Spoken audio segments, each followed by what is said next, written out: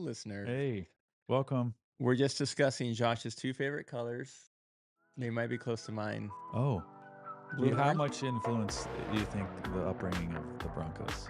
Yeah, Denver Broncos. Orange and blue. Love them or hate them. We probably Oh, I both love it. loved them and hate them. But Yeah, it just orange and depends on blue. the Sunday. Let's talk some wins, losses. What do you got for us from last week, Josh? Well, a couple things stand out. Um, One, like just this morning, actually, I would say it's a parenting win, but it's cumulative. It's a cumulative effect.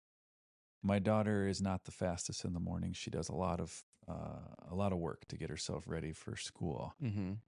And there was plenty of warning about what time we're leaving and Yeah. what that entails and looks like. And she wasn't ready, and it was time to take her and her brother. And I just said, "Well, we're leaving." Um, and she's like, "Well, my hair's not straightening properly." I'm like, "Well, I'm Mm. sorry." And then she's like, "Where are you going, anyways?" And I'm thinking, it's none of your business where I'm going. But I'm going to dance to film the podcast. Like, oh, you can't be like 5 minutes late. I was like thinking in my head, you little shit. You don't get to tell me how to do my day. So this is Taking fresh. you, This is fresh yeah, it was off like This is awesome. an Yeah. hour ago, literally. Mm-hmm. And I just said, well, uh, I just said, you're going to need to figure it out. And I got her brother and we got in the car and I took him to school. And after I dropped him, she called and said, "I'm sorry." I said, "What?" "I am sorry." I said, "Oh, I forgive you." And she's like, am I going to have to walk or can you come get me?" And I said, "I'm on my way to get you." She's like, "All right, thank you. I love you." And it's a pretty short walk. I mean, it's not. Oh yeah. It's not. If she walked, it was probably like a 10-minute walk. Yeah. Um, but she's a sophomore in high school, and it is not cool to walk Oh. at all. I wish she was cool enough with herself she could just walk, but Baby steps. it's not cool to walk. Yeah. Where if you're middle school, or you're a boy or something, like you don't care. But anyways, the parenting win is she's able to recognize when she's disrespectful. I don't have to tell her. Mm-hmm. I usually let it sit, and then 9 times out of 10, she comes back and says, "I'm sorry for how I treated you."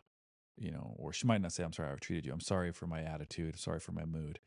It's just nice for as a parent, to see your child able to recognize their disrespect or their harm to someone else and own it and acknowledge it. And then I just quickly say, "I forgive you. Do you need to wake up earlier in the morning?" "No, it was my snooze is set for too long." "Oh, okay. Can you fix that, please?" Mm-hmm. So it's just a small little thing, but it makes me really proud of her and grateful, I guess, for all the work that we've done over the years, Yeah. building that kind of attitude. No, that's awesome.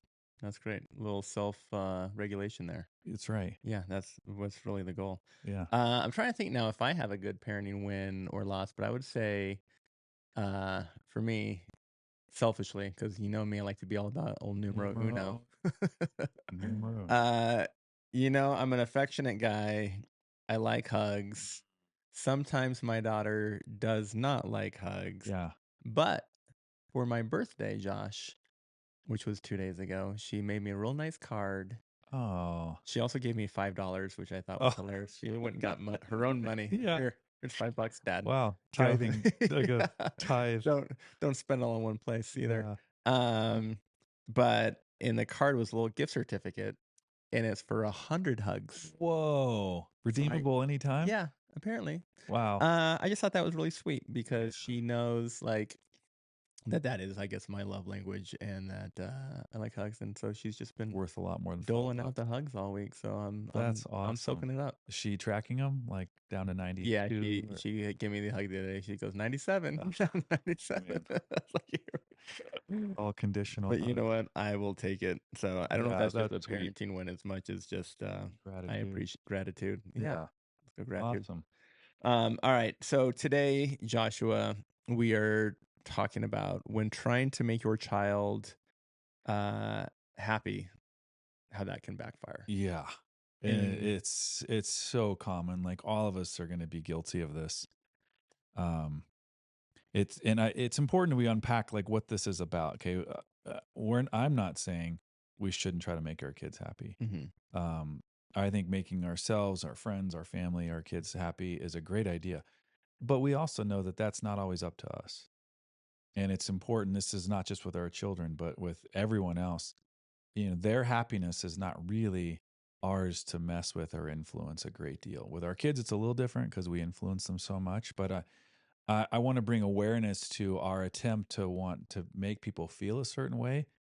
There needs to be a line in the sand. And it's like, you can't really cross over this line. This is, other side of this line is their space, their mood, their worldview, their day. Um, we might want them to feel a particular way, but it doesn't mean we have access to it. And we need to be aware of when trying to make them feel a certain way can backfire. Yeah. Well, and I think a lot of people pleasers out there, myself, my wife included, we have different variations of the extents we go to please people. Yeah. But yeah, it can be a real detriment.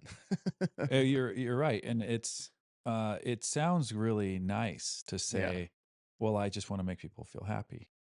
But when you unpack it and look at what that entails, you quickly realize you can make your day miserable. You can exhaust yourself and do all kinds of weird, inappropriate things with your own boundaries in an attempt to make someone else feel a particular way.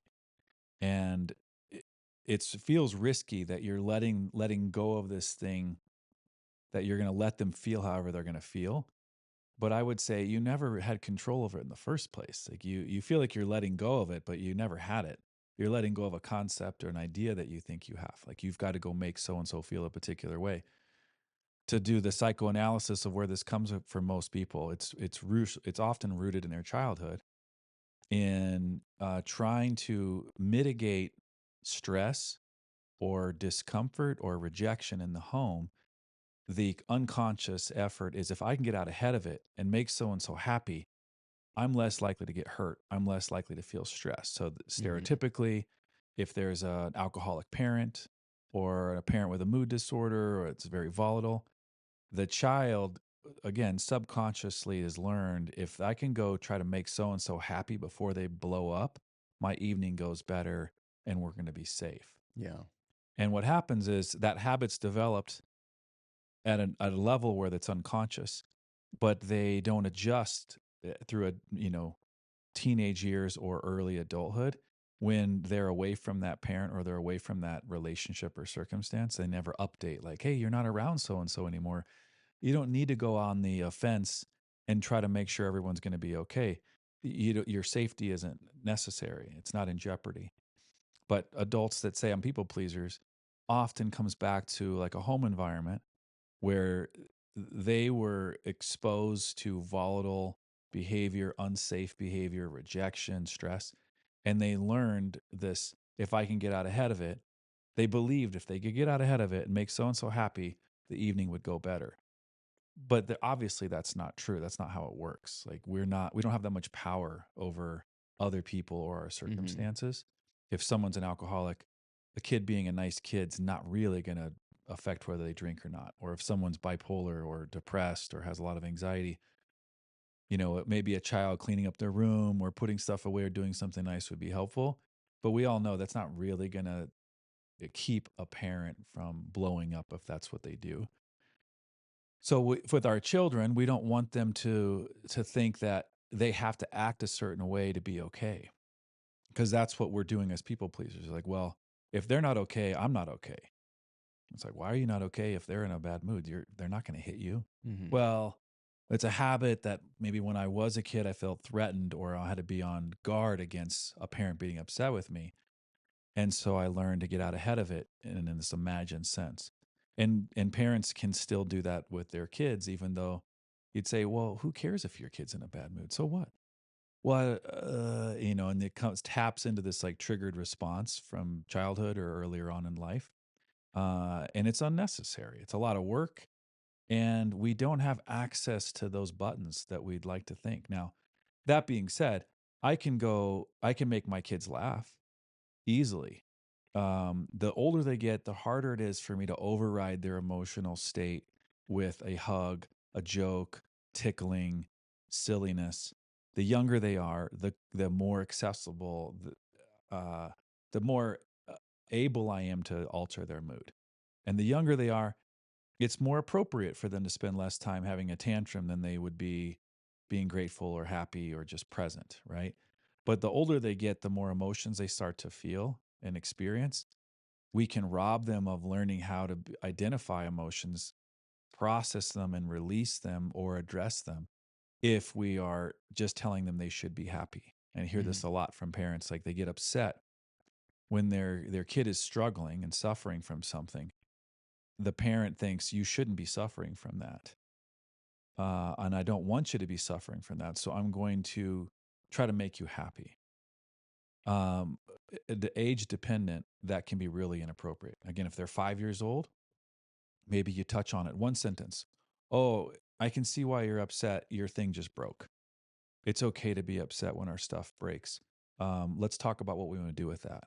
I'll give you 30 seconds or a minute, 5 minutes maybe. Go their age, which quickly gets out of doesn't appropriate if they're like 15. But 5 years old, you get 5-10 minutes to be sad over your broken thing. But then we're going to talk about what to do next. But to say you shouldn't feel that way, even though we would all say it's appropriate to feel sad when you lose something or something breaks, right? But we keep them from learning how to absorb and identify emotions and release them properly if we're just prejudiced towards being happy. Mhm. So this really comes back to, as always, like our parental awareness of what are we trying to accomplish here. I want them to be Well, I happy. was just I think to even take it back further, like what you just broke down to me, I'm like racing in my mind right now, being like, how fucked him up am I right now? Right? As a parent, right? And why am I that way? Like, is this because of my parents? And it's just a cyclical thing, right? And so Yeah, it just made me think, why are we doing this podcast? Well, it's because we want to have pretty good parents to model, right? And it's like, yeah, what are our intentions? And so to me, it's just always coming back to these themes, these main themes of like, what is your intention as a parent? And so if you're trying to make your kid happy, right? Why are you trying to make them happy? And so, like, really just, I think to me, that just popped out as you kind of broke that down. It really comes back to like, are we grounded yeah, as parents and understanding? And so, and that's a huge thing for me as being a people pleaser yeah. and then trying to please my kids and or make them happy. And it's exactly that. I'm constantly trying to be like, can I get ahead of this? Can I plan Mm, and make sure that our night, like we're going out to dinner, we're going to be in public.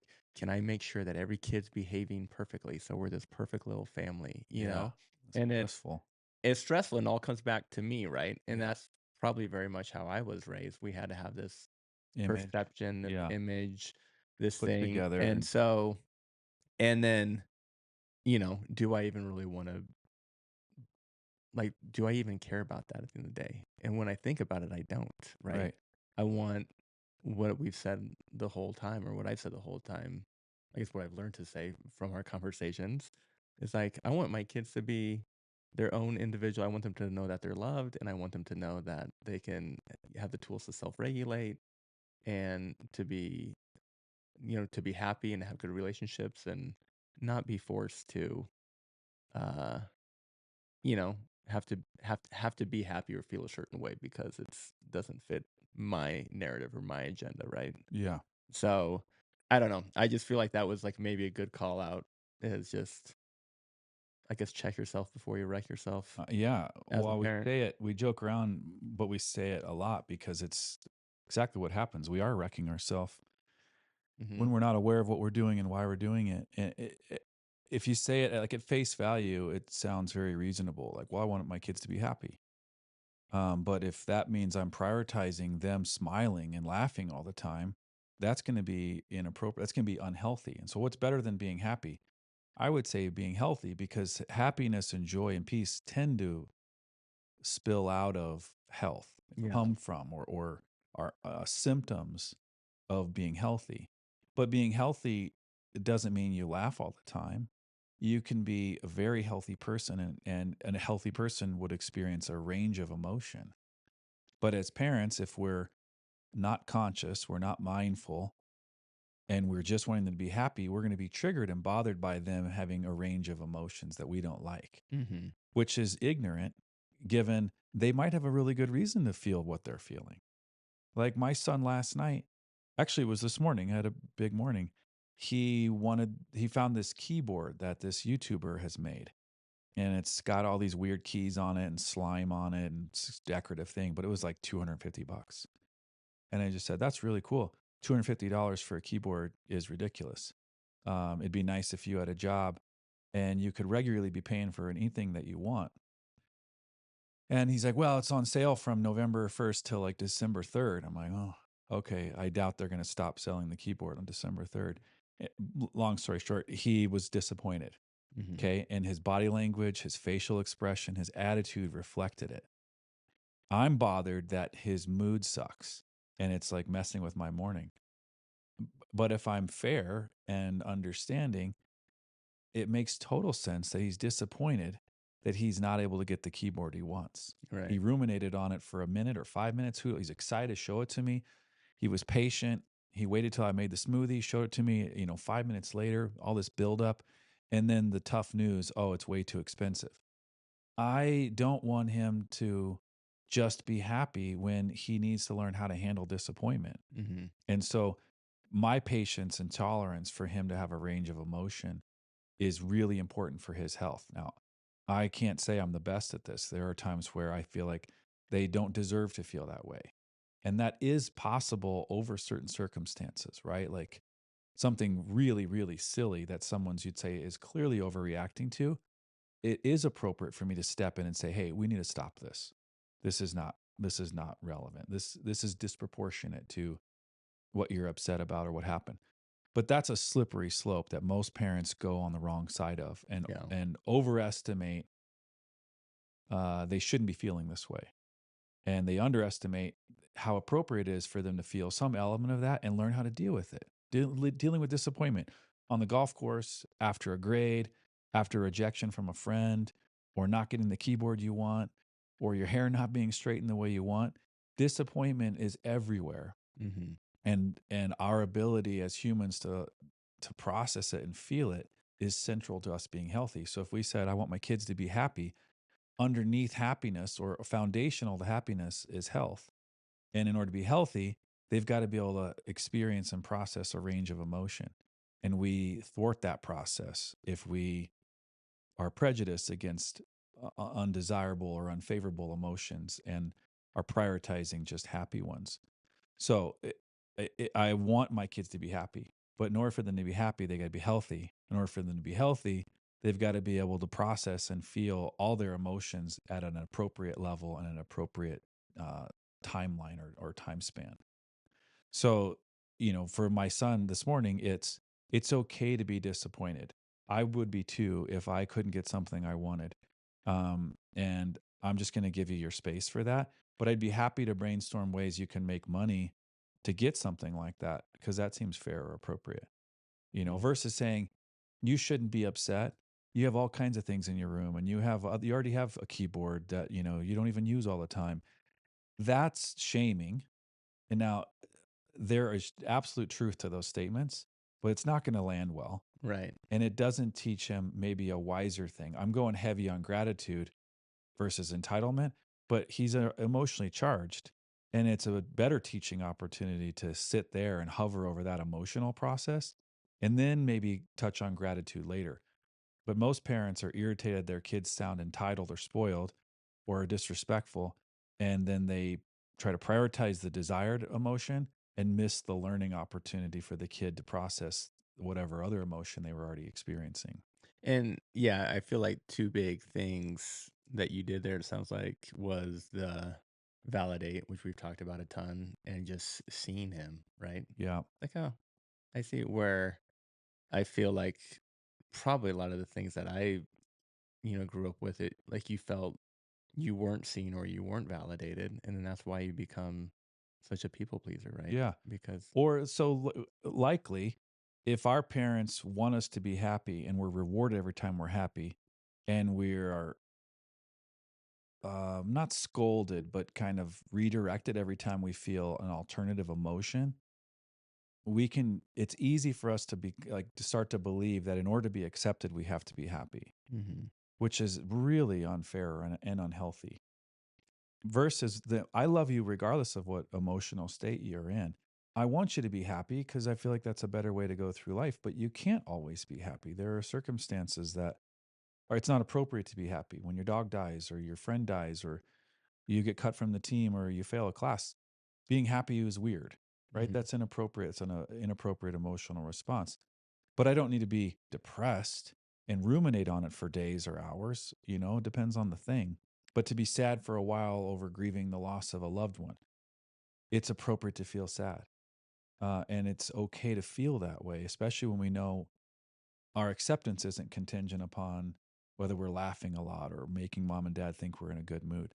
So early on, we can be conditioned to favor certain emotions to feel accepted and loved.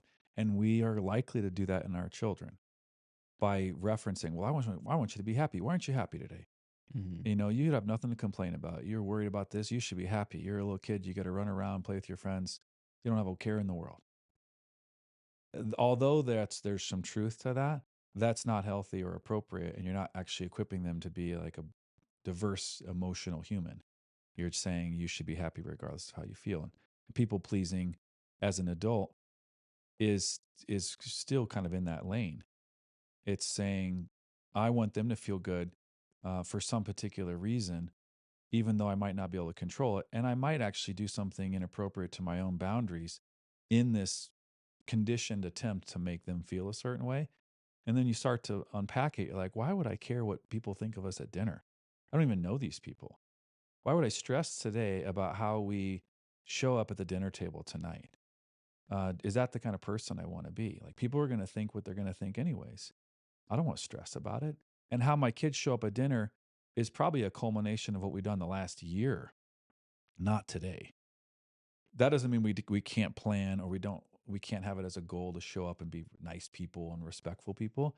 And on the way there, say, hey, we're going to be grateful for what they serve, Mhm. and we're going to say please and thank you, and we're going to mind our manners. Okay, but to be worried about how we're going to be perceived is a age old problem.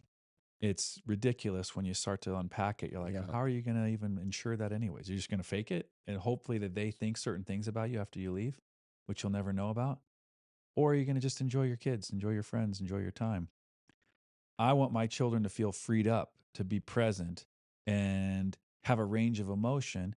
And with maturity and time, they know what's appropriate, right? There are appropriate expressions on the positive side and the negative side. It would be odd at the dinner table if they jumped up like they would at a football game after a touchdown because like the meal tasted good. You don't do that. That's weird.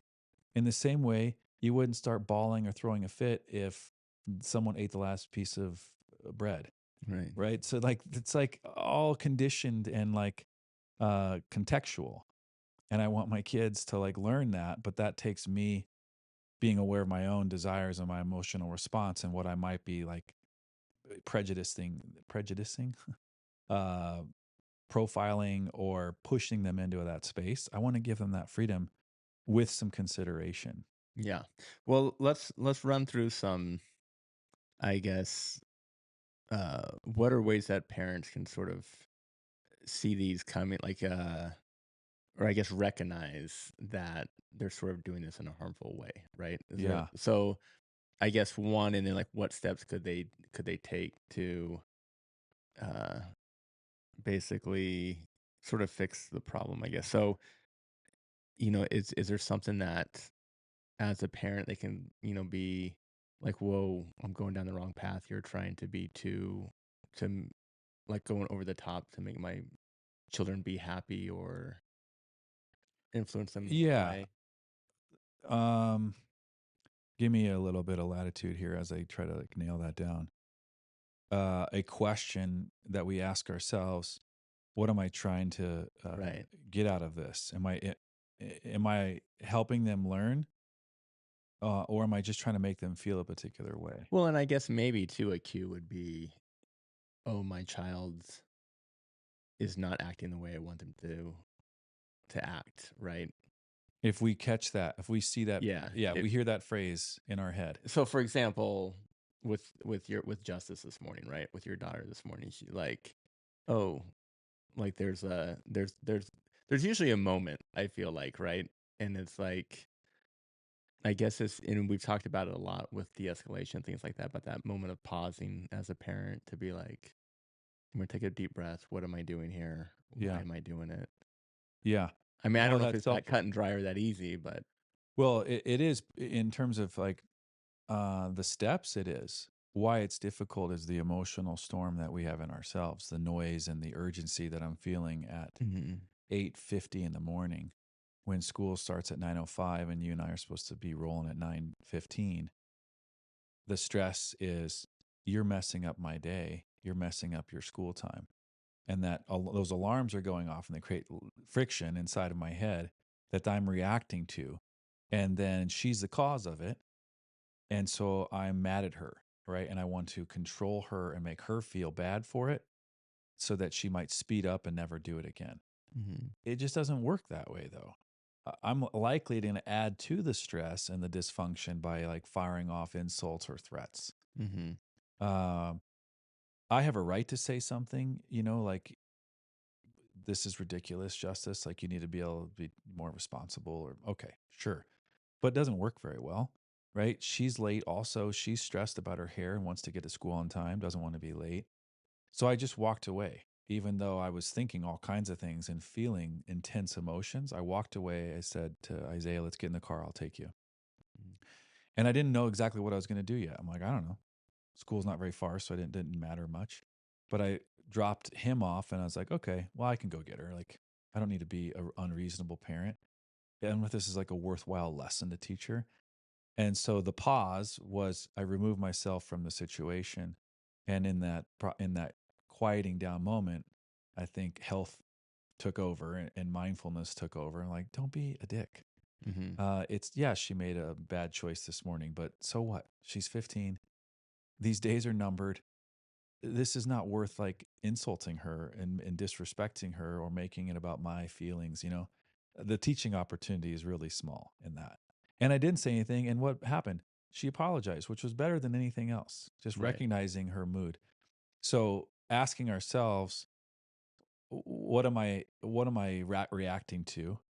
Oh, I want them to be happy. Okay, but is happiness more important than health?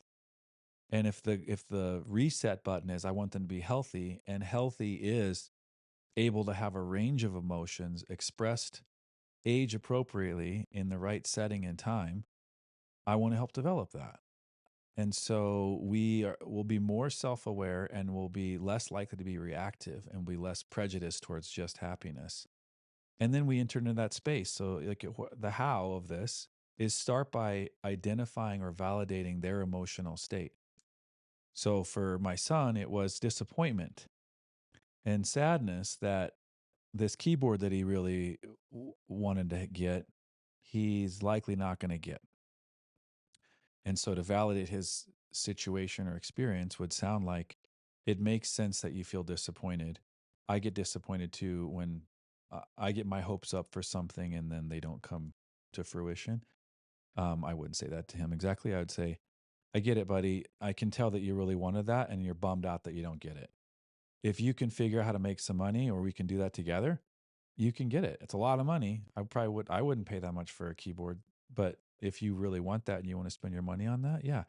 I can tell why you're upset though. So if you need space, that's fine. I didn't say all that.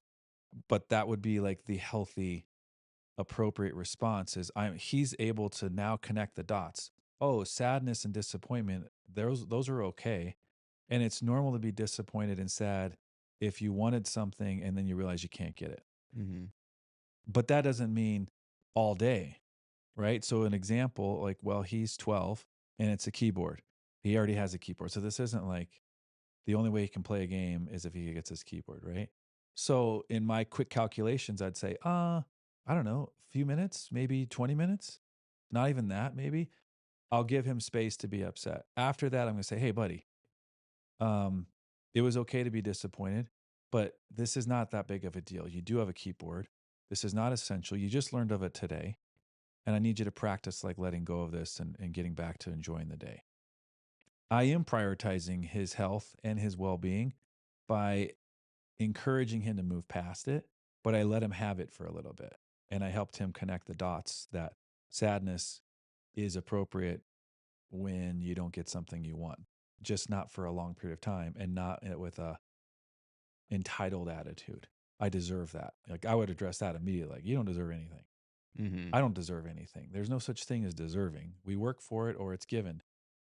I'm not going to give you an expensive keyboard and you're not working for it yet. So you don't deserve anything. If you want it, you got to figure out a way to pay for it. For you to be disappointed that you don't get it, totally get it. And you can feel that for a while. Yeah, so what, I guess, do you have tips on what are those cues for how long you wanna let your child, I Yeah. guess, So this not is, be happy or, so I'm yeah, thinking of all the different things like, um, like my son, like, he just tried out for the basketball team and, he made the team, but not the level. JV vart like, the level, right? So he's Yeah. on the lower level, but, and it's like, how long do you wanna let him? It's like, Yeah. eventually, you wanna come back to sort of reality, and like you said, just, like, be grateful you're first, like, we're breathing, we're in the present, you have breath, like, you can go Yeah. all the way to the very basic, but they obviously don't wanna hear that That won't right land away. very well. Yeah. Um Age is the first variable. Mhm. So the younger they are, the shorter the time span for them to feel it. Okay. So they're 5. They don't, you don't want to give them 5 days to feel something. Right. Now, they're not likely going to feel for 5 days, anyways, but the younger they are, the shorter window of time you give them to feel it. And the reason this is just an opinion. I don't think they need to feel certain feelings for extended periods of time to be healthy and to learn them. Okay, there are plenty of people that get stuck in their feels and they're not healthy people. Okay, they're depressed or anxious or angry. And Mhm. it's usually because they ruminated for too long on certain ideas that produce certain emotions that then define their space. Right. So 5 years old, I don't know, 5, 10 minutes. Okay. 7, 8 years old starts to get a little bigger. So one variable is age. So all the way up to, let's say, 18, their emotions are stronger, the circumstances are bigger, and their opinions of us are significantly different. And so being more cautious and giving them more time than you think is wise. So it's connected to age, but also the circumstance. So 5 years old, but the dog just died. Mhm. Um, it could be days, could be weeks. That doesn't mean it's not okay to laugh, but just you wouldn't want to feel like make them feel like they're wrong for feeling sad. Right. Okay, you can be sad overall, but still laugh at the movie tonight, or it's okay for me to want to laugh with you right now, and still allow you to be sad maybe later tonight or tomorrow. It's going to come back to what the parent is reacting to. And a lot of parents don't like to feel, they don't want their kids to be unhappy because that makes them feel bad. Mhm. But for your kids to be healthy, they've got to have a range of emotion. So you got to really push into your own discomfort and say, they're grieving the loss of the dog. They need time for that. If it's 6 months later, that's probably too long for their own good. Okay. Not to say that they're wrong for having sadness, but it's not healthy to grieve indefinitely over something because everything around them is going to be gone at some point, anyways, right? Mhm. Learning to grieve and move on and engage in life while we have it, it's really appropriate and healthy. You wouldn't do that in 5 minutes after the dog died, but you'd say after, let's say, 5 weeks, you'd say, like, hey, it is sad. And it's not wrong for feeling sad, but we also got a lot of other life around us that we also want to enjoy. And we're going to lose more things. We're going to lose possessions. We're going to lose pets. We're going to lose people.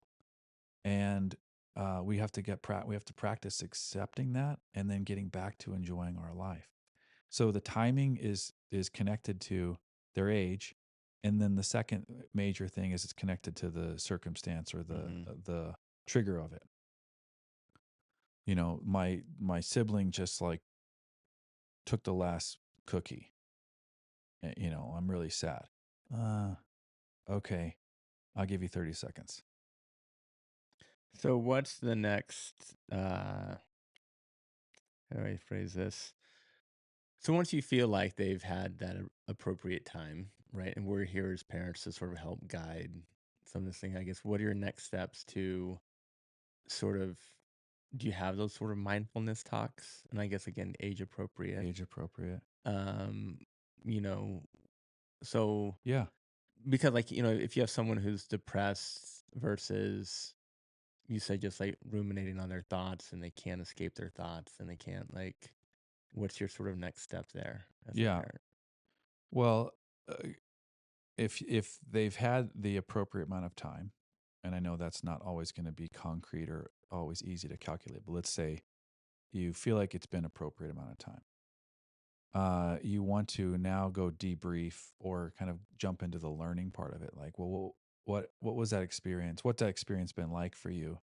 And what do you think what's it look like for you to like move forward or heal from this event? Um,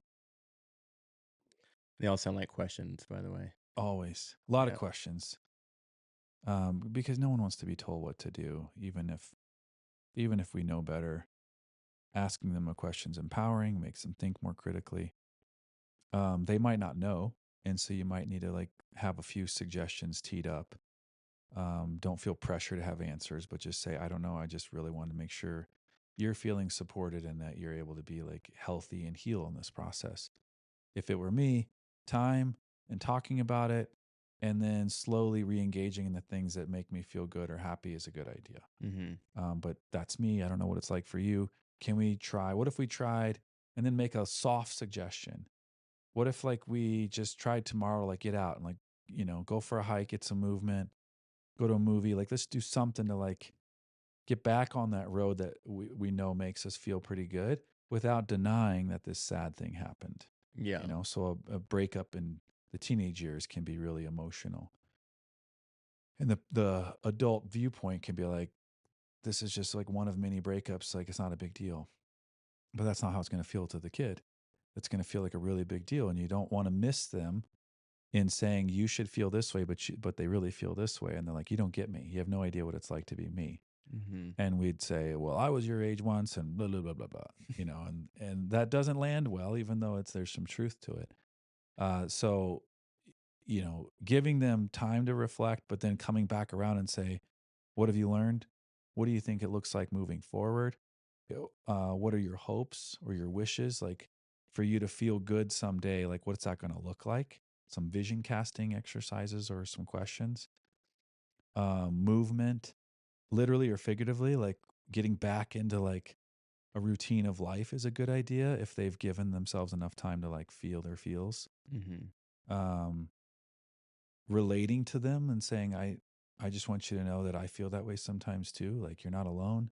Normalizing that emotion makes them feel like they're less wrong for feeling it and less afraid to have it next time, to know that that's part of being human is to have a range of emotion. So conversational, mostly questions, but they can be leading questions like, what would it look like for you to be feeling the way you want to feel in the days and weeks ahead? What are some things that you feel like I can do that could be helpful? Is it to leave you alone? Is it to check on you? Is it to like go and pick you up and pull you out of that space Mhm. and take you to do something fun? Like what feels helpful versus just doing it because you're tired of witnessing them feel that way. Right. Give them the power of that and let them choose. Unless again, it's like well past this timeline that feels appropriate. I know determining what appropriate is can be really challenging to an adult that doesn't have that discernment or experience. So I can't give you that answer because it's so circumstantial and dependent upon the person, the event, and your relationship with them. I can just give you a lot of examples of what it would sound like in rough timelines, but it really is a feel kind of thing. Yeah. Err on the side of space and time versus pushing in on them and speeding it up. Um, but it is okay as you're encroaching upon this like alarm going off, like it's been 5 days, it's been 5 weeks. It is okay to say, I care about you and I just want to make sure that I'm doing my best to help you move through this versus saying you should be done feeling those things now. Right. Parents say stuff like that. Oh, And you're I'm like, sure. well, that doesn't even work that way. And that's very, very insulting. Imagine someone that telling you, you're upset and you're in your feels, and someone's like, well, hey, just so you know, it's like you're overdue. Mhm. You should stop feeling that way. It's time for you to get back to feeling this way.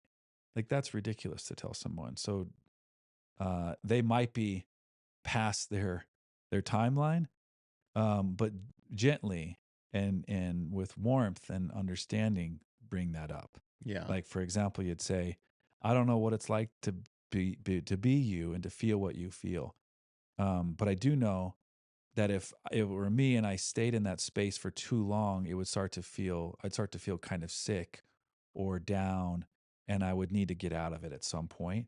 I want to make sure I'm helping you like slowly merge out of that lane and into the lane that you really want to be in.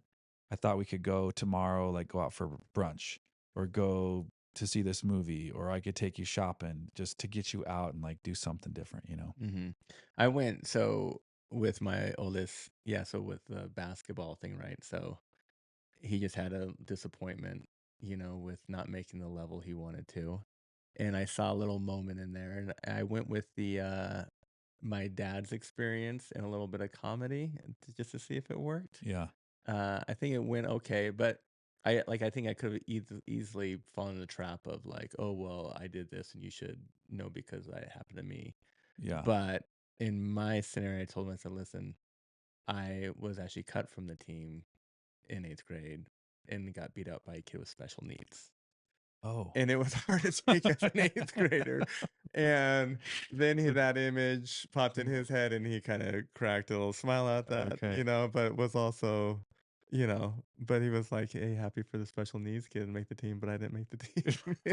So it was like, I don't know, and I'm not laughing at it, and, looking Sure. back at it, I'm super stoked that that happened, but boy, let me tell you, as an 8th grade, Yeah. it's hard. A Big big ego punch. ego, punch, right? And so, Yeah, you want to feel better, but not only feel better. You also want them to learn how to handle disappointment and mature. right. And so it's okay to make him laugh as long as you also are touching on the learning opportunity of processing disappointment Mhm. and say, it's normal to be disappointed when you don't get something you want. And it can be really hard when you feel like it's unfair. So to have that emotional response, I just want to let you know that that's appropriate. Mhm. That doesn't mean you should be a little jerk to me or someone else. That doesn't mean I want you to stay in that space for weeks on end. But I definitely want to highlight it's normal and appropriate for you to have those feelings. I just hope that you're able to release them in the days ahead, which he likely will. Mhm. Like it's unlikely he's just to stay angry for weeks on end. Right. But you validate it, you acknowledge the learning opportunity by bringing it into the light and saying this emotion does seem appropriate. Now if it's inappropriate, and again you feel really qualified as a parent to say that's an inappropriate emotional response to this circumstance or event, that can be necessary and helpful, but go slow and be delicate so that you're not to miss something. Mhm. I'm trying to think of an example what that Oh, I would got be. lots of examples. You want Oh, some examples? Yeah. yeah. Well, and I feel like it's always age, dependent, like you said, right? So the 7-year-old, Yeah. right? She had a treat or snack. I can't remember what it was, but didn't put her name on it. Or, and one of the boys came home from school and ate it. They just thought it was, Yeah, they didn't know it standard. was hers, right? Sounds standard. And then just comes in and, oh my, it was like the world ended.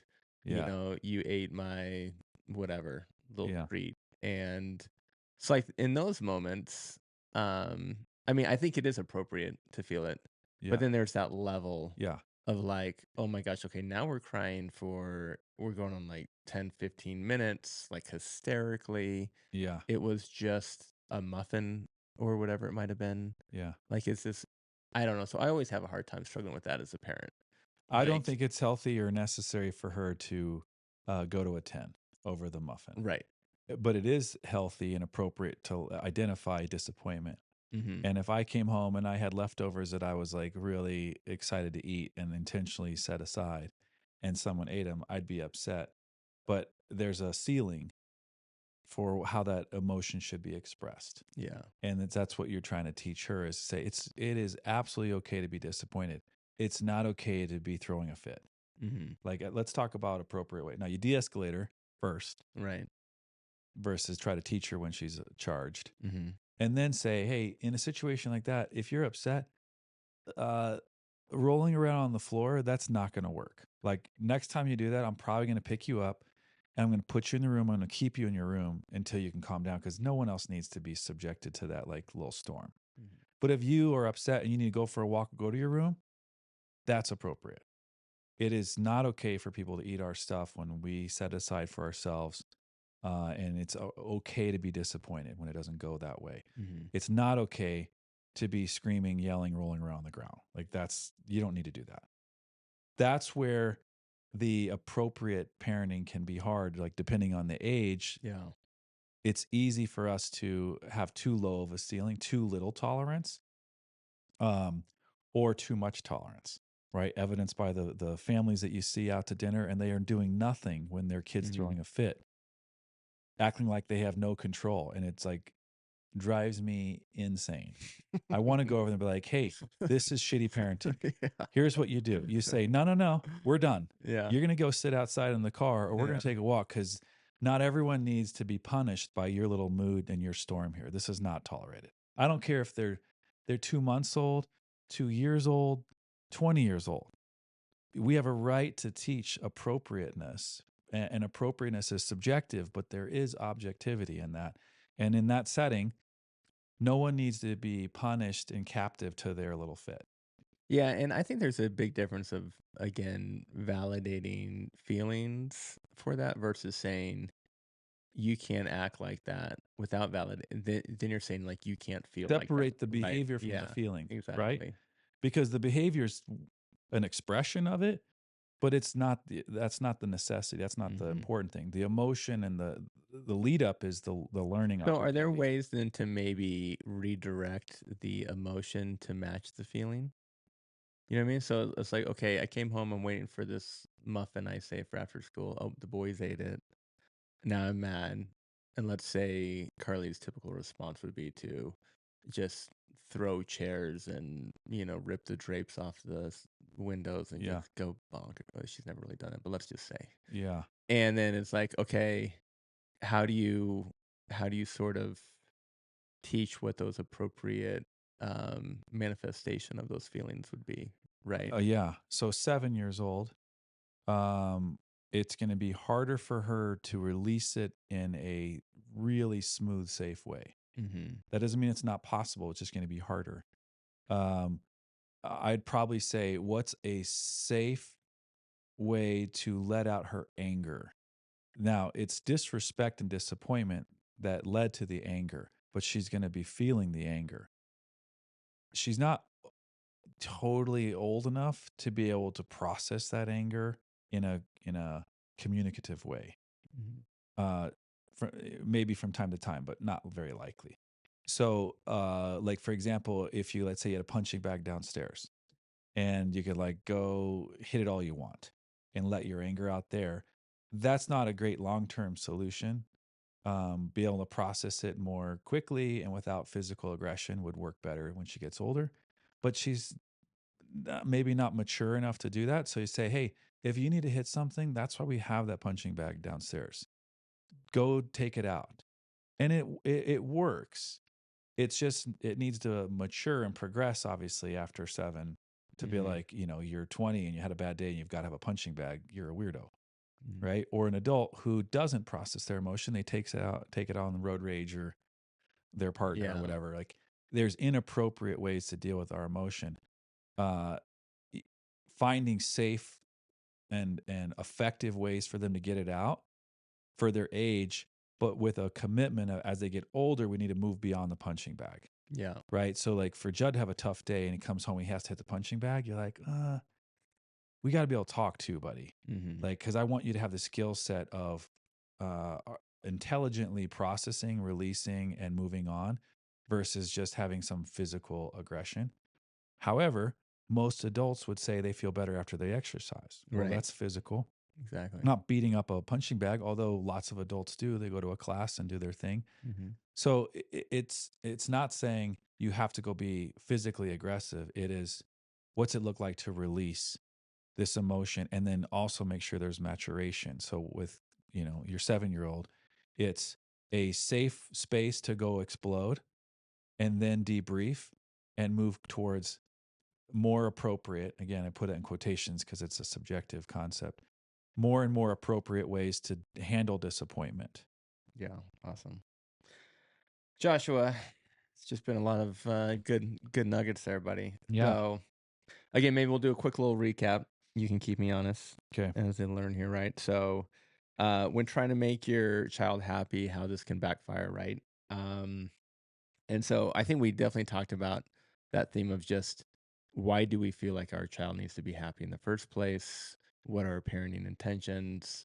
Doing all that, right? And then the how of when your child is unhappy and you're trying to deal with that, how to make them happy, right? So we have a couple steps. First one, validating their emotional state. Um, and maybe even before that, right? This always comes back to us as the parents taking a deep breath, Mm-hmm. right? And You're just right. Yeah. and Check yourself. check yourself before you wreck yourself. um, right. So we got validating their emotional state, giving them space, right? And again, this is age appropriate. The younger they are, the shorter time they need, but then also coincides with how big the circumstance is, right? Yeah. So it's age appropriate and the circumstance. Circumstance might need longer times. Another big point I think you had was that when you validate them, letting them know that they aren't wrong for their feelings, Yeah. right? And it's like those are real feelings. Then when they have that, there's that open space after they've had some time, debrief with learning and questions. Always sticking back to the questions. Yeah. And then for those, really extreme cases, like a super angry 7-year-old, letting them redirect their anger, right? Yeah. Finding a safe and positive way to redirect their anger. Yeah. Did I nail it? Yeah. One, you did. I'll add a couple more comments. Health over happiness, or health Yeah. before Yep. happiness. Hmm. Like, healthy people tend to be happy people, but a commitment only to be happy isn't necessarily healthy. And so health is usually a range of emotion that they can process, release, come back to a place of peace where happiness is more likely to be experienced. Hmm. Um, and just being really conscious that you're not teaching them that they have to be happy to be loved, or to be okay, and to be aware of that people pleasing tendency can make a really unhealthy adult life if we're not addressing it early on. So Yeah. they can feel that way if it's like they've got to make mom and dad happy by being happy so they get the love they want. It can lead to like a forced kind of behavior. So being aware of that. Yeah. Awesome. Well, you heard it there. Pretty good parents. Heard it here first. Yeah, exactly. Well, hey, hope you all have a wonderful week. Pretty good parents. Go be the best parents you can be. Lots of love and intention this week. That's what I know I'm going to be challenging myself with. And again, if you found this helpful, feel free to share with any friends, and let's all go be pretty good parents together. Let's do it. Thanks for listening, guys. Hopefully it's helpful. Yep. Thank you.